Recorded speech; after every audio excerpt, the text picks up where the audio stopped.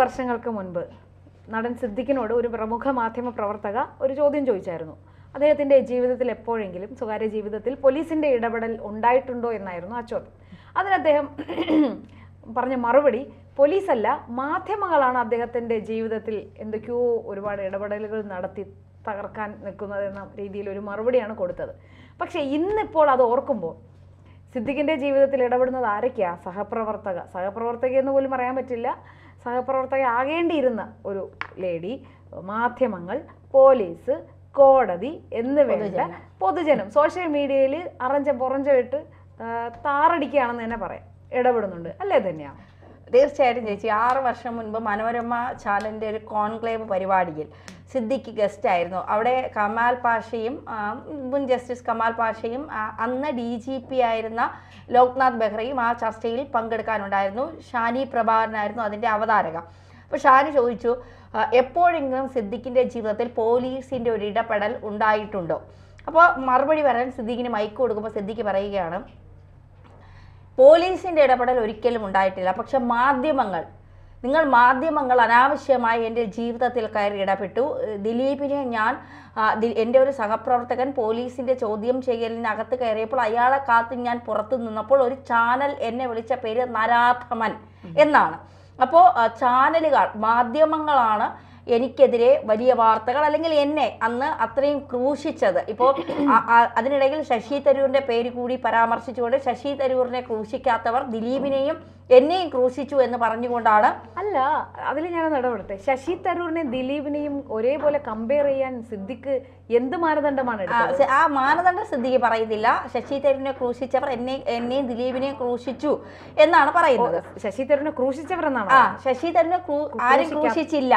ശശി തരൂരിനെ നമ്മുടെ ശശി തരൂർ കൊട്ടേഷൻ കൊടുത്തതായി വാർത്ത വന്നിട്ടില്ല. റേപ്പ് ചെയ്യാൻ വേണ്ടിയിട്ട് ഒരു സ്ത്രീയെ റേപ്പ് ചെയ്യാൻ കൊട്ടേഷൻ കൊടുത്തതായിട്ട് വന്നിട്ടില്ല. അദ്ദേഹത്തിന്റെ ഭാര്യ സുനന്ദ പുഷ്കർ മരിച്ച ആ വാർത്തയുമായി ബന്ധപ്പെട്ട് അന്വേഷണങ്ങൾ നടക്കുകയാണ്. തീർച്ചയായിട്ടും. അല്ല, അത് ഒരു കൊലപാതകം ആണ്, അത് ശശി തരൂർ ചെയ്യിച്ചതാണെന്നോ ചെയ്തതാണെന്നോ ഒന്നും തെളിഞ്ഞിട്ടില്ലായിരുന്നു. ഇല്ല, അത് പോയിട്ട് ആ കേസിൽ ശശി തരൂർ 87 ദിവസം ജയിലിലും കിടന്നിട്ടില്ല ആ കേസുമായി ബന്ധപ്പെട്ട്. അപ്പോൾ മാധ്യമങ്ങളാണ് എൻ്റെ സ്വാതന്ത്ര്യത്തെ ഹനിക്കുന്നത്, പോലീസ് എന്നെ സഹായിക്കുകയാണ് ചെയ്തത് എന്ന് പോലീസ് പലപ്പോഴും എനിക്ക് സഹായമാണ് ചെയ്തത് എന്ന് സിദ്ദിഖ് എന്ന് പറഞ്ഞു. അതേ പോലീസാണ് ഇന്ന് സിദ്ദിഖിനെ സഹായിച്ചുകൊണ്ടിരിക്കുന്നത്. അന്ന് എല്ലാവരുടെ മുന്നിൽ സഹായിച്ചുകൊണ്ടിരിക്കുന്നത് തന്നെ. തീർച്ചയായിട്ടും ഒരു പോലീസ് വിചാരിച്ചാൽ സിദ്ദിഖിനെ പോലുള്ള ഒരാളെ 24 മണിക്കൂർ ഒരു സ്ത്രീയെ പീഡിപ്പിച്ച കേസിൽ അറസ്റ്റ് ചെയ്യണം. ജാമ്യഹർജി തള്ളിക്കൊണ്ട് കോടതിയുടെ വിധി വന്നപ്പോഴും പുലർച്ചെയാണ് സിദ്ദിഖ് രക്ഷപ്പെട്ടതെന്ന് റിപ്പോർട്ടർ ചാനലിന്റെ CCTV ദൃശ്യങ്ങൾ പുറത്തു വന്നു.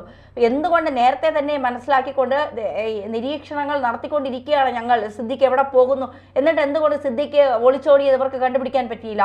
അതായത് കളിക്കാരനായിരിക്കാം. സിദ്ദിഖിന് മുൻകൂർ ജാമ്യം കിട്ടുന്നത് വരെ ഈ ഒളിച്ചുകളി തുടരുക. അപ്പോൾ അന്ന് സിദ്ദിഖ് പറഞ്ഞപ്പോൾ ആളുകൾ കൈയടിച്ചപ്പോൾ സിദ്ദിഖ് പറഞ്ഞത്, നിങ്ങളുടെ ഈ കൈയടി എനിക്കുള്ള സപ്പോർട്ടാണ്, ഞാൻ ഈ പറഞ്ഞത് ശരിയാണ് എന്നുള്ളതിൻ്റെ സപ്പോർട്ടാണ് എന്ന് എനിക്ക് തോന്നുന്നു എന്ന് പറയുന്നുണ്ട്. അപ്പോൾ ഷാനി അന്ന് ഏറിൽ കയറ്റിയ സിദ്ദിഖ് ഇന്ന് തറ തൊടാതെ ഓടുകയാണ്. ഇനി എവിടെയാണ് ഒളിക്കേണ്ടത്? തൊട്ടിട്ടുണ്ടെങ്കിൽ അപ്പോൾ പോലീസ് നിർബന്ധിതരാകും. കാരണം വലിയ ഒരു സ്വാധീനമുള്ളവർ സിദ്ദിഖിന്റെ പുറകിലുണ്ട് എന്നുള്ളതിന്റെ ഏറ്റവും വലിയ തെളിവാണ് സിദ്ദിഖ് സുപ്രീം കോടതിയിൽ ജാമ്യ ഹർജി ഇപ്പോൾ തിങ്കളാഴ്ച പരിഗണിക്കും. തിങ്കളാഴ്ച വരെ സിദ്ദിഖിനെ പൂട്ടാനൊന്നും പോലീസിന് കഴിയില്ല എന്നുള്ളത് ഉറപ്പാണ്. പോലീസ് ഇപ്പോൾ ഏറലാണ്. ഇതൊരു സാധാരണക്കാരനായിരുന്നുവെങ്കിൽ ജാമ്യം നിഷേധിച്ച ഉടനെ എപ്പോഴേ പോലീസ് കസ്റ്റഡിയിലായേനെ. ഒരു സാധാരണക്കാരനായിരുന്നുവെങ്കിൽ സിദ്ദിഖിന് പണമുണ്ട്, സിനിമാ നടനാണ്, സ്വാധീനമുണ്ട്, ഇപ്പോൾ ഭരിക്കുന്ന പാർട്ടിയിൽ സ്വാധീനമുള്ള പലരുമായി സിദ്ദിഖ് അടുപ്പമുണ്ട്. അപ്പോൾ സിദ്ദിഖിനെ ആരാണ് ഒളിപ്പിച്ചത്? സിദ്ദിഖ് ആരുടെയൊക്കെ സഹായം തേടിയിട്ടുണ്ടാകും? അല്ല, സിദ്ദിഖ് ഒരു ഇടതുപക്ഷ അനുകൂലിയല്ല. പക്ഷേ സിദ്ദിഖിന്റെ ഏറ്റവും അടുത്ത സുഹൃത്തുക്കൾ എന്ന് പറയുന്നത് ഭരണതലവുമായി ഭരണപക്ഷവുമായി ഏറ്റവും അടുത്ത് നിൽക്കുന്നവരാണ്. അപ്പോൾ പോലീസിന്റെ നീക്കങ്ങൾ എങ്ങനെയാണ്, പോലീസ് എവിടെയൊക്കെയാണ് തപ്പാൻ ചെല്ലുന്നത്? ഇപ്പോൾ കായലിന്റെ നടുക്കുള്ള ബോട്ടിൽ വരെ പോലീസ് തപ്പി എന്ന് പറയുന്നു. സിദ്ദിഖിന്റെ വീടുകളിൽ തപ്പി, സിദ്ദിഖുമായി ബന്ധപ്പെട്ട എല്ലാ കേന്ദ്രങ്ങളിലും അരിച്ചു പിറക്കി എന്ന് പറയുന്നു. അപ്പോൾ ഇന്നൊരു മാധ്യമം പറഞ്ഞിരിക്കുന്നത് സിദ്ദിഖ് കേരളം വിട്ട് കർണാടകയിലേക്ക് പോയി എന്നുള്ളത്. കർണാടകയിലാണെങ്കിൽ സിദ്ദിഖിന്റെ രാഷ്ട്രീയമായി ബന്ധപ്പെട്ട പാർട്ടിയാണ് കർണാടക ഭരിക്കുന്നത്. അപ്പോൾ ഒളിക്കാൻ അവിടെ ഏറ്റവും സേഫായ ഒരു സ്ഥലം, സിദ്ദിഖിനെ സംബന്ധിച്ചിടത്തോളം ഇപ്പോൾ കർണാടകയാണ് ഏറ്റവും സേഫായ സ്ഥലം ഒളിക്കാൻ എന്നുള്ളത്. കാരണം അവിടെ നിന്ന് എനിക്ക് തോന്നുന്നു ഉസ്താദ് സിനിമയിലാണ് തോന്നുന്നു എൻ്റെ ഫർഗീസ് കൊച്ചിൻ ഹനീഫയുടെ അടുത്ത് ഒളിക്കാൻ പോയപ്പോൾ മോഹൻലാൽ പറയുന്ന ഒരു ഡയലോഗ്, അത് കുറച്ച് ഇതായതുകൊണ്ട് പറയുന്നില്ല എന്നുള്ളത് മാത്രമാണ്. അപ്പോൾ അവിടെ നിന്ന് പൊക്കിക്കൊണ്ട് വരാൻ തൻ്റെ ഇടമുള്ള പോലീസ് ഉദ്യോഗസ്ഥർ ഉണ്ടോ എന്ന് ചോദിച്ചാൽ അറിയില്ല. അപ്പോൾ ചില സമയത്ത് കർമ്മ ഈസ് ബൂമറങ് എന്ന് നമ്മൾ പല തവണ നമ്മൾ പറഞ്ഞതുപോലെ നമ്മൾ ചെയ്യുന്നതിൻ്റെ ഫലം 100 ഇരട്ടിയായിട്ട് നമുക്ക് തിരിച്ചു കിട്ടുമെന്നുള്ളതാണ്.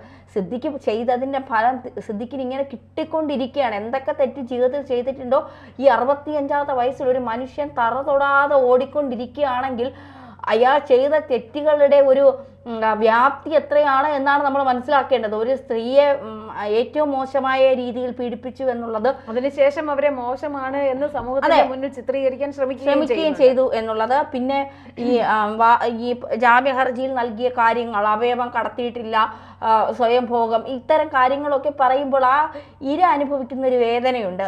ഇതൊക്കെ വീണ്ടും വീണ്ടും ആവർത്തിച്ച് പറയുമ്പോൾ അവർ അത് ആ ദിവസത്തെക്കുറിച്ച് അവർ ആലോചിക്കും, ആ നിമിഷത്തെക്കുറിച്ച് അവർ ആലോചിക്കും. അപ്പോൾ അവർക്കുണ്ടാകുന്ന ഒരു വേദനയുണ്ട്. എന്തായാലും സിദ്ദിഖിനെ രക്ഷിക്കാൻ ഒരു ഉന്നതതല സ്വാധീനം ഇവിടെ ഉണ്ട് എന്നുള്ളത് നമുക്കൊരിക്കലും ഇപ്പോൾ എനിക്ക് തോന്നുന്നു PV അൻവറിന് പോലും ഇത്രയും ഒരു സ്വാധീനം പാർട്ടിയിൽ നിന്ന് കിട്ടിയിട്ടുണ്ടാവില്ല. കാരണം PV അൻവറിനെയൊക്കെ പിണറായി തള്ളി പറഞ്ഞു.